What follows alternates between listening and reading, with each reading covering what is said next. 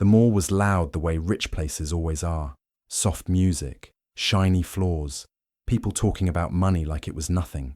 It was a Saturday afternoon, the kind of day when everyone wanted to be seen. Designer bags swung from arms, phones were raised, smiles were practiced. Near the entrance of an expensive fashion store, a small accident happened. A cleaner's mop slipped, just a little. A cup of iced coffee tipped over and spread across the white marble floor. That was all. But to Cassandra Whitmore, it was a crime. "Oh my God! Are you blind?" Her voice cut through the air like a knife. People turned. Cassandra stood there in heels that probably cost more than a month of rent. Perfect hair, perfect makeup. Her handbag rested on her arm like a trophy. She looked at the spill like it had personally insulted her. The cleaner froze. His name tag read, Elijah. His uniform was faded, a little too big. He looked tired, but his eyes were calm. "I'm sorry, Mum," he said quietly. "I'll clean it right now." He bent down immediately, but that wasn't enough. "Sorry?" Cassandra laughed, loud and sharp. "Do you know how much these shoes cost? Do you have any idea where you are?" She pulled out her phone and started recording him. "Look at this," she said to the camera. "This is what they allow in luxury spaces now." Elijah stood up slowly. He didn't raise his voice. He didn't argue. "I didn't mean any harm," he said. "It was an accident." Cassandra stepped closer, her perfume strong, her tone cruel. "An accident is your whole life," she said. "Look at you, cleaning floors. Probably didn't even finish school." A few people gasped. Others lifted their phones higher. Elijah swallowed. His hands tightened around the mop handle. "I'm just doing my job," he said. That only made her angrier. "Your job?" she snapped. "You people ruin places like this. You don't belong here. You don't belong anywhere important." She waved her hand and shouted towards security. "Get him out of here. Fire him. I don't want someone like this anywhere near me." The crowd grew. No one spoke. No one defended him. Elijah felt every second stretch. His face burned, not from tears, but from the weight of being looked down on. He stood there, silent, while a stranger decided his worth in front of everyone. Cassandra leaned in one last time and said, quietly but clearly, "A real man wouldn't end up like this." That was when the security guards finally walked over. One reached for Elijah's arm, and then something strange happened. A phone rang, not Cassandra's. One of the guards froze. His expression changed. The store manager, who had been watching nervously, suddenly straightened up. His face went pale. "Wait," the manager said quickly. "Everyone, just wait." Cassandra frowned. "What are you waiting for? Do your job." The guard looked at Elijah again, differently this time, almost unsure. Elijah lifted his eyes, calm, steady, and for the first time, Cassandra felt it. A small crack in her confidence. She had no idea who she had just humiliated, and she had no idea that in a few moments, everything was about to turn against her. Elijah stayed still long after the crowd began to thin. The noise of the mall came back slowly, like a sound being turned up again. Laughter, footsteps, music. But inside his chest, everything felt heavy and quiet. He picked up the mop again. His hands shook just a little, but he kept his head down. He had learned a long time ago that reacting only made things worse. Silence was safer. This job mattered more than anyone in that mall could understand. Elijah didn't just work as a cleaner. At night, he stocked shelves at a grocery store. On weekends, he helped an elderly man fix cars for cash. Every dollar had a purpose. Rent, medicine, food. His mother, Martha Brooks, was the reason. Martha used to be strong, the kind of woman who laughed loudly and worked 2 jobs without complaining. But sickness had slowed her down. Some days, she couldn't get out of bed. Some days, the pain made her quiet. Elijah never told her how hard things really were. When she asked about his work, he always smiled and said, "It's honest work. I'm fine." And she believed him. Martha was proud of her son. She believed he was doing the right thing. She believed he was building something, even if it took time. What she didn't know was how much Elijah had lost before all of this.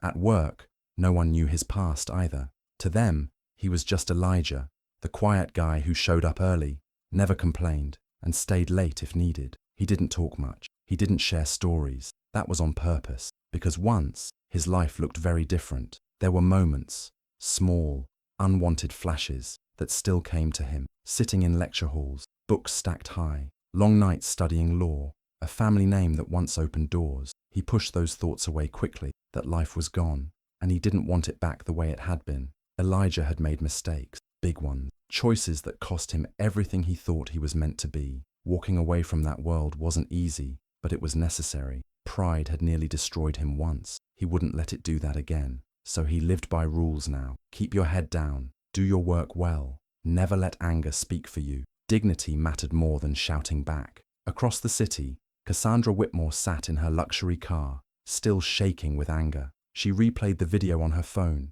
watching herself over and over again. In her mind, she hadn't done anything wrong.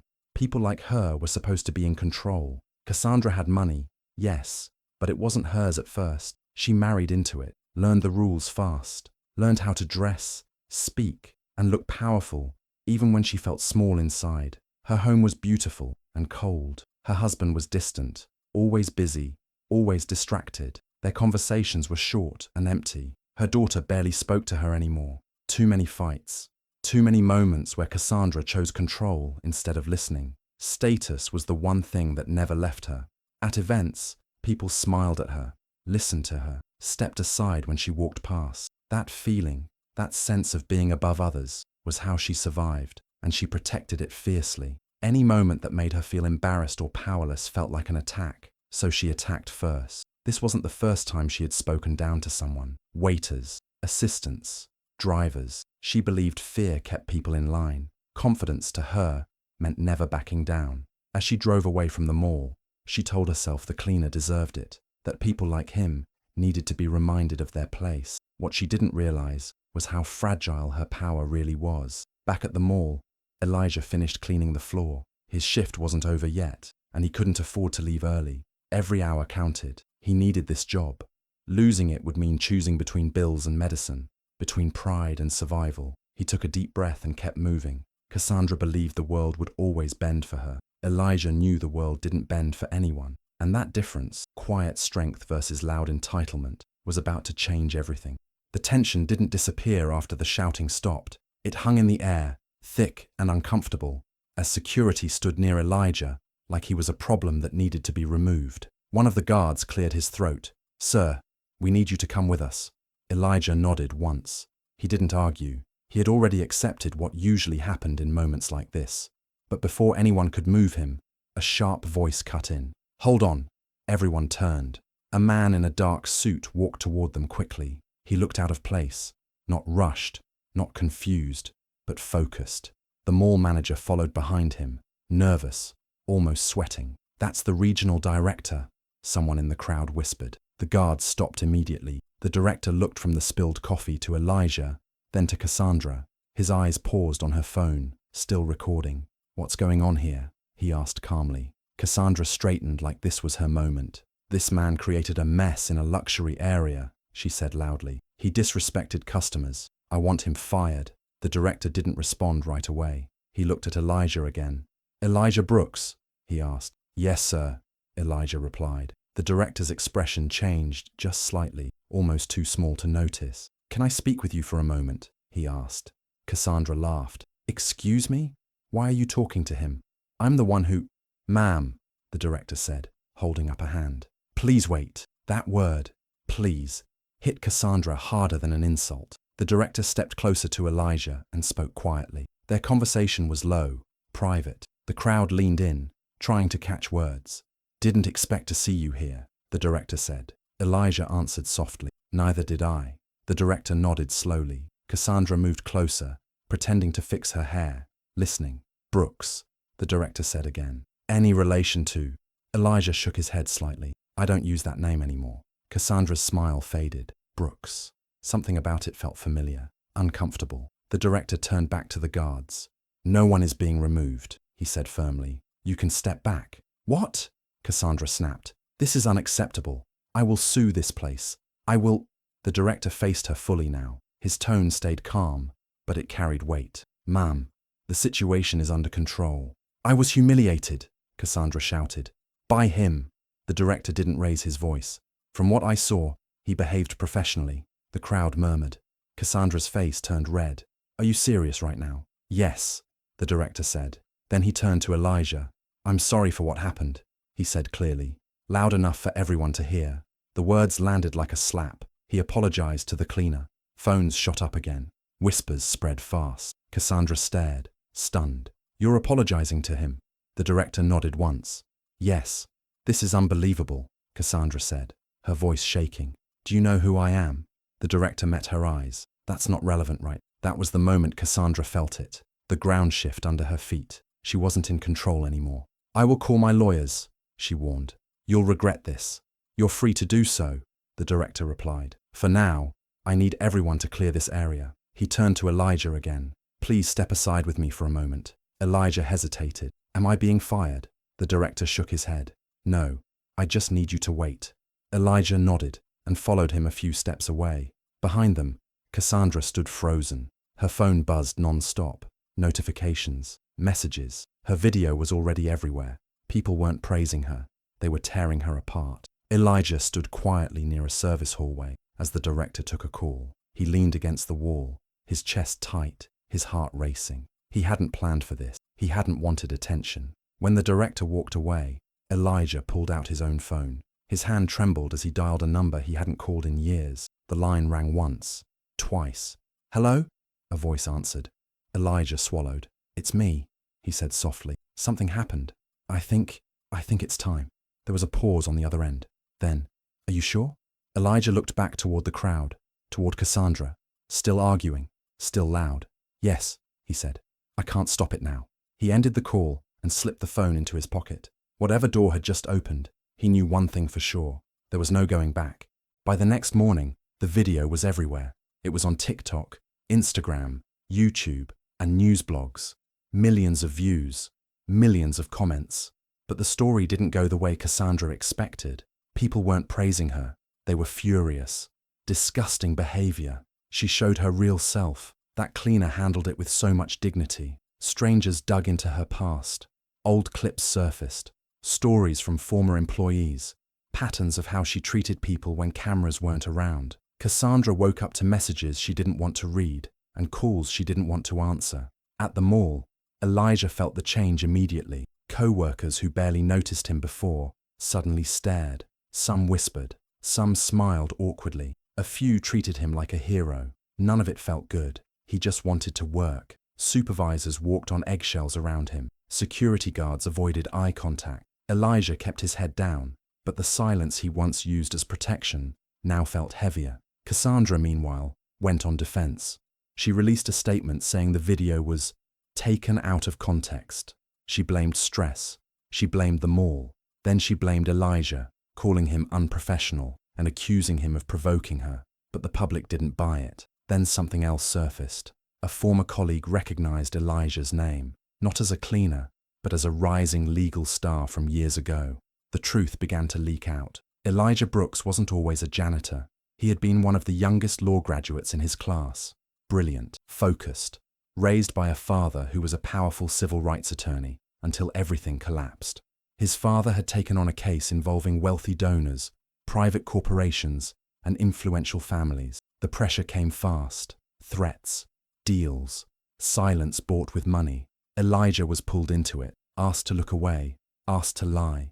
When his father was discredited and ruined, Elijah broke. He walked away from law completely, disgusted by how justice bent for people like Cassandra. He chose anonymity over power. When Cassandra finally discovered who Elijah really was, panic set in. Her husband knew the name immediately. "He's connected to that case," he said quietly one night. "The one we paid to disappear."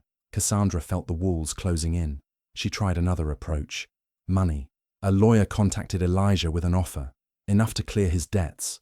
Enough to take care of his mother for years. All he had to do was stay silent. Elijah stared at the number and felt sick. At home, Martha noticed the change in him. She asked questions. He didn't tell her everything, but he told her enough. "I wasn't always honest with you," he admitted. Her disappointment hurt more than any insult Cassandra had thrown. Elijah stood between two paths. Speak and reopen old wounds, or stay quiet and protect the little piece he had left. Meanwhile, Cassandra watched allies disappear. Invitations stopped coming. Friends stopped answering calls.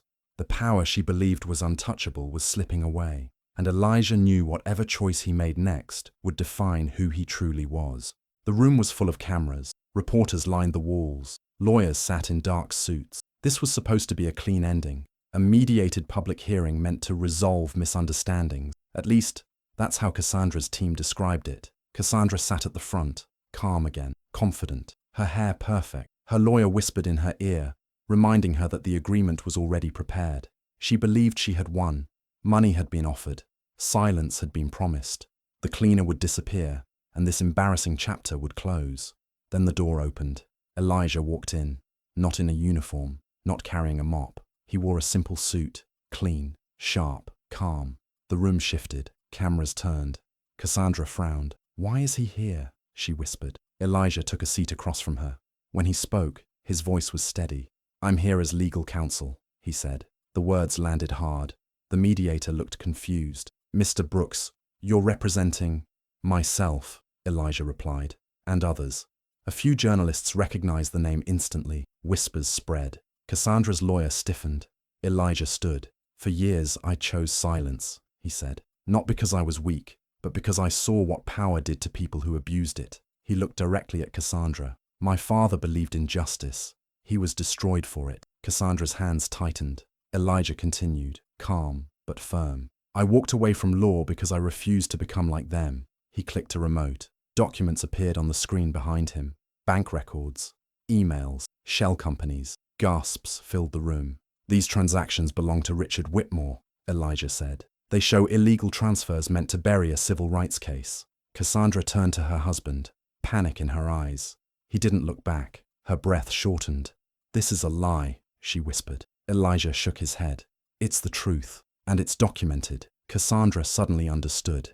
That day in the mall, the moment she mocked him, it had pulled him back into a world he tried to escape. Her cruelty had reopened a door. "I'm not here for revenge," Elijah said. "I'm here because accountability matters." He paused. "You questioned my worth in public," he added softly. "I don't need to question yours. The truth will do that."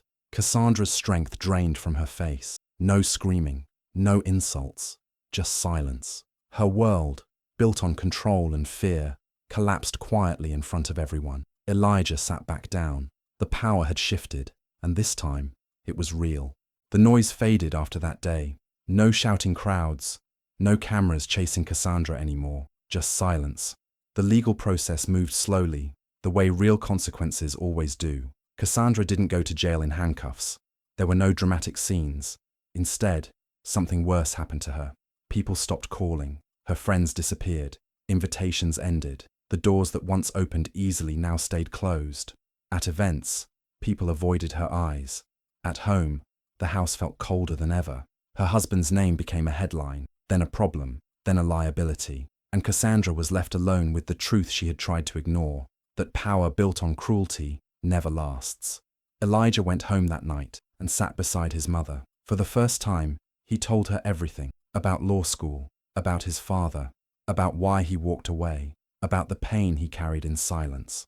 Martha listened without interrupting. When he finished, she held his hand. "You didn't fail," she said softly. "You survived." The weight he had carried for years finally loosened. Elijah returned to the mall one last time, not as a victim, but with his head high. He gave notice respectfully. He thanked the people who treated him kindly. He didn't make a scene. That job had fed him when he needed it most.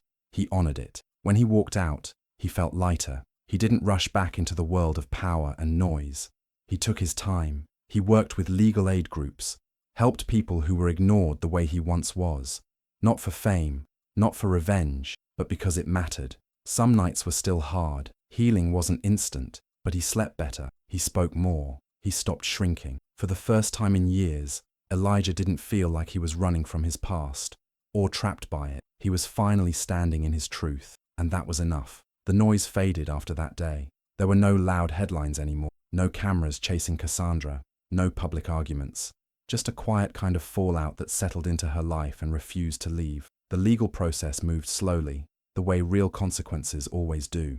Meetings, investigations, lawyers speaking in careful language. Cassandra didn't face dramatic punishment. There were no handcuffs, no courtroom spectacle. Instead, she lost something she depended on more than money. People stopped calling. Friends who once laughed loudly at her table suddenly became busy. Invitations disappeared. Texts went unanswered. At events, conversations stopped when she walked into the room. People smiled politely, then turned away. At home, The silence was worse. Her husband barely spoke. When he did, it was about lawyers and damage control. The distance between them felt permanent. Her daughter kept her space, guarded and cold. Cassandra spent long nights alone, scrolling through old photos, old messages, trying to remember when control had started to feel more important than kindness. Across the city, Elijah sat beside his mother on the edge of her bed. This time, there were no half-truths. He told her everything, about law school, about his father's fight, about how watching good people get crushed had scared him into disappearing, about why he chose a quiet life instead of power. Martha listened without interrupting. Her eyes filled with tears, but her voice stayed steady. "You didn't fail," she said gently. "You survived the way you knew how." Elijah felt something in his chest finally loosen. A shame he had carried for years began to lift. A few days later, he returned to the mall, not in anger, not in pride, but with calm. He gave his notice respectfully. He thanked his supervisors. He thanked the co-workers who had treated him like a human being when no one was watching. That job had kept food on the table. It had kept his mother safe. He didn't look down on it. When he walked out for the last time, he didn't rush. He didn't look back. He moved forward slowly, carefully. He started helping at legal aid centers, sitting across from people who felt powerless, people who were ignored, people who were told they didn't matter. He listened. He spoke when it mattered. He didn't chase attention or title. He chose purpose. Healing didn't happen overnight. Some nights were still heavy. Some memories still hurt. But he no longer felt small. He no longer felt invisible. Elijah wasn't trying to prove anything. He had made peace with his past. And for the first time in a long time, he felt whole. Months passed. Life didn't suddenly become perfect, but it became calmer, steadier. Elijah learned how to breathe again without feeling like the ground might disappear under him. One quiet afternoon, he found himself back at the same mall, not in a uniform, not carrying a mop, just wearing simple clothes, moving through the space like any other person. The music was the same. The lights were just as bright. People still walked quickly, eyes on their phones, chasing their own lives. As Elijah walked past the designer store, a familiar sight stopped him. A cleaner was mopping the floor. People stepped around him without looking. A woman rolled her eyes. Someone almost bumped into him and didn't apologize. The cleaner paused, already used to being invisible. Elijah felt his chest tighten. He turned back. "Hey," Elijah said gently. The cleaner looked up, surprised. "Yes, sir. Thank you for keeping this place clean," Elijah said. "I know it's not easy." The cleaner blinked, unsure how to respond. Then he smiled, a real one. "Thank you," he said quietly. Elijah nodded and walked on. That small moment stayed with him. As he continued through the mall, he thought about everything that had changed and everything that hadn't. The building was the same, but he wasn't. He had learned that power doesn't come from money or how loud you are. It doesn't come from embarrassing someone in public or making others feel small. Real power is knowing who you are, even when no one is watching. He learned that dignity has nothing to do with status. It lives in how you treat people who can do nothing for you. And karma, real karma, doesn't shout. It doesn't rush. It waits until the truth is ready. Elijah stepped outside into the afternoon light. The air felt fresh, open. For the first time, he didn't feel like he was carrying something heavy behind him. He walked forward, not angry, not afraid, just free. And sometimes, that quiet freedom is the greatest victory of all.